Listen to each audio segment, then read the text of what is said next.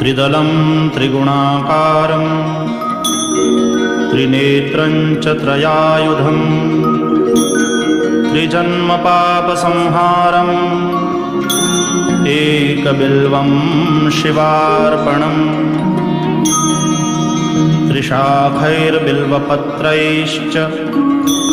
ह्यच्छिद्रैः कोमलैः शुभैः शिवपूजां करिष्यामि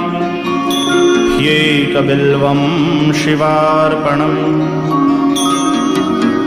अखण्डबिल्वपत्रेण पूजिते नन्दिकेश्वरे शुध्यन्ति सर्वपापेभ्यो ह्येकबिल्वं शिवार्पणम्